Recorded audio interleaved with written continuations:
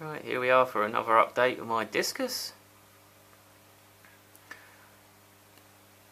I'm starting to lose a little bit of track of how old they are, but the main sort of reason why I'm doing an update is to show you the developments,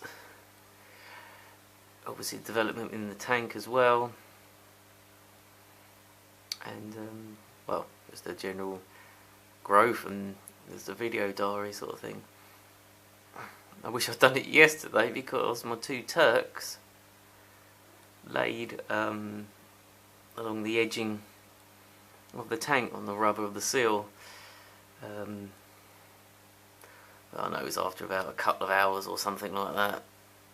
They gave up and started eating them. So it doesn't, I don't personally want them to breed because, as one of my earlier posts, if you've seen them, they come from the same batch, and they are both red turquoise, so they're brother and sister. Which, if I can zoom in, that's the female Turk, and the male is there. But no, here starting to get a lot larger. Obviously with my second gem, my as I call them, my Marlboros are starting to look really nice. Which is quite a nice one. The four of them, actually five of them they're all in the two Pigeon Bloods, and two Marlboro, and my Blue Diamond.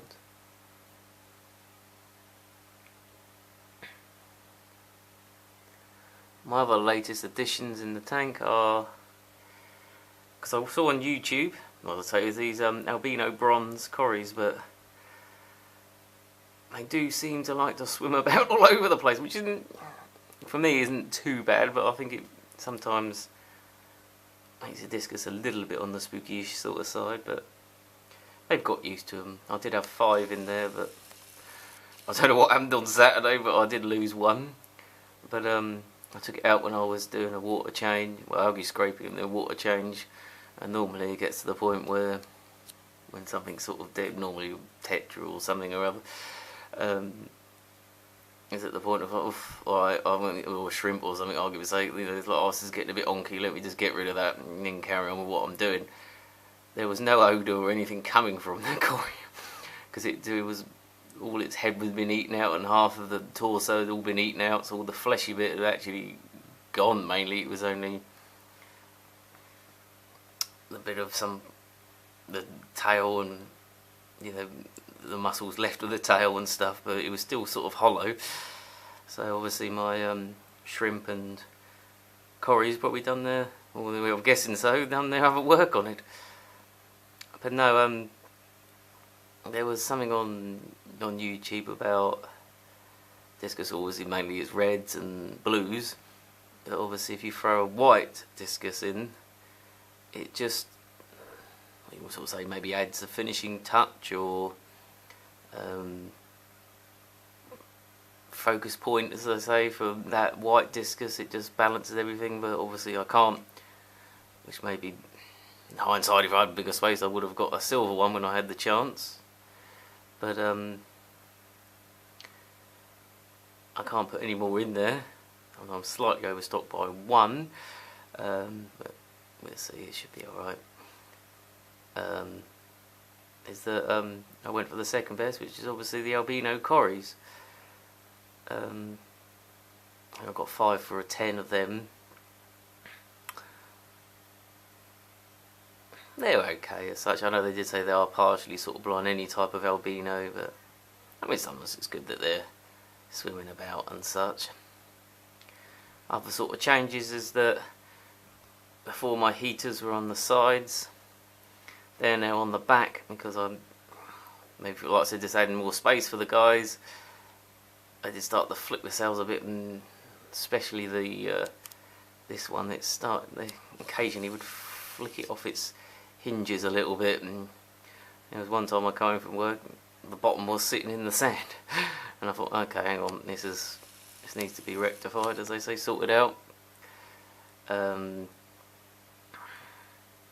no, this one, you know, the pigeon bloods are doing really well. They're colouring up really good. Maybe anally sort of fussy. That the one that it was full of colour, and that isn't growing as much as the other one. But the other one has really coloured up with its pattern. And that was sort of like the spot sort of wing, and the other one's more like streaks. So I've got varieties in there, so that's good. The mulberries are really coloured up. Little one really loves the blue diamond. I know he's got a split vector called whatever it's called, Finn or whatever they call it. I did ask about that, and apparently, I mean, they both are showing fluorescent in colour.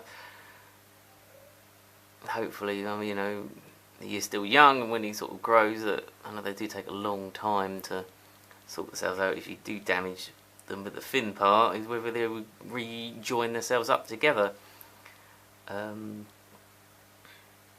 But he doesn't. It's nice to bother him and that, and I'm not that sort of fussy thinking, oh, he's not perfect, I'll get rid of him. You know, he's a decent little guy. He eats really, really well.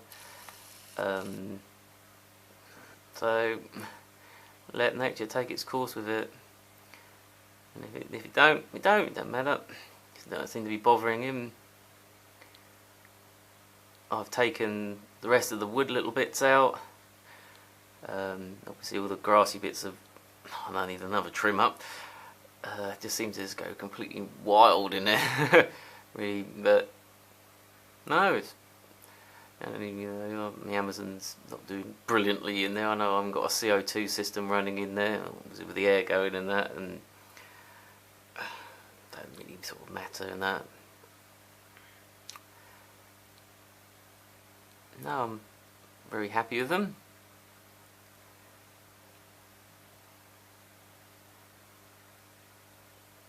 Try and sit back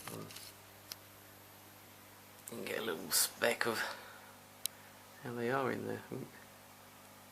Just for a minute or so. And no, you know, you're more than welcome to subscribe, add comments, any advice or any problems or anything yourselves. I'm willing to help with the best I can. Or if not, just, you know, you want to just sit and enjoy it. Go through my diaries of them. And like I said, I try my best to sort of keep updating them, but I've had a lot on the last month, so I think it's been a couple of months, coming up to nearly a couple of months since I've done the last one. That was when the other ones went in, maybe about 6 weeks old. The little ones that I've, since I last filmed them, or owned them I should say. Now I'll leave it for a couple of minutes so you can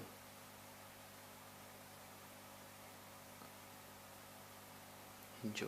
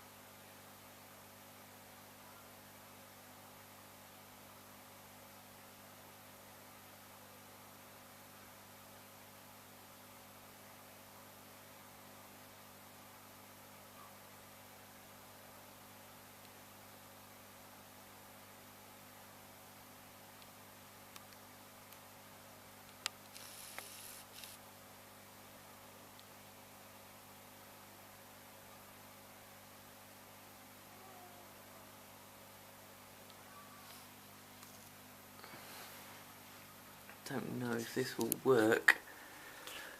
Let's see.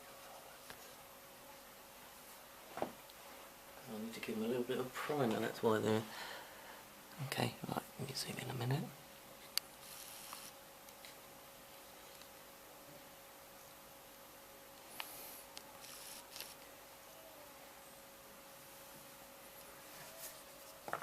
Sorry. Makeshifty. Right, let's give them a little bit of primer.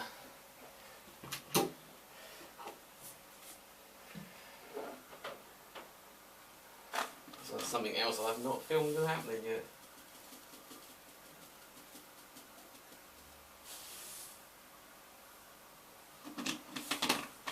I don't want to give them too much because it's going to be about an hour or so, and then they have their frozen, which tonight is beef heart, krill, and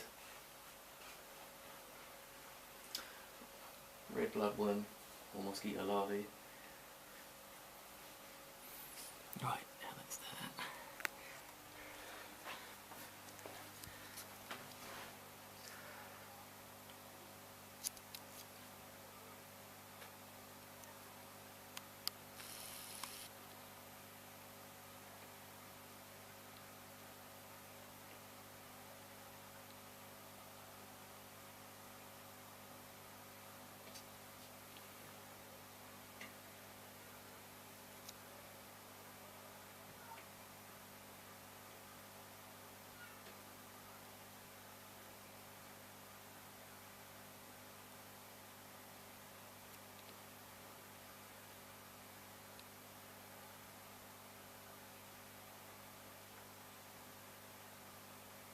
I do find it better to not give them too much in one hit because the older ones, if you want to put it the older ones or the bigger ones, now won't scoff and scoff. They would just eat for 2-3 minutes or so and then they think, oh, okay, I've had enough.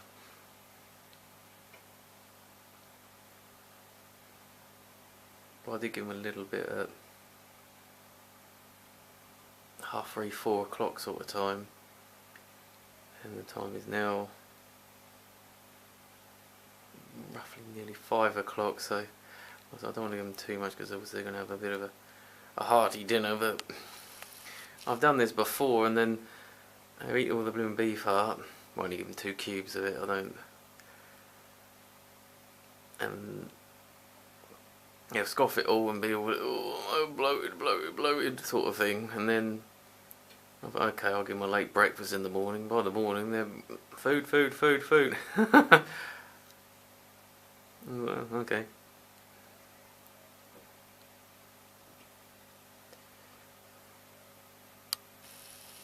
It's difficult to pinpoint them, I know.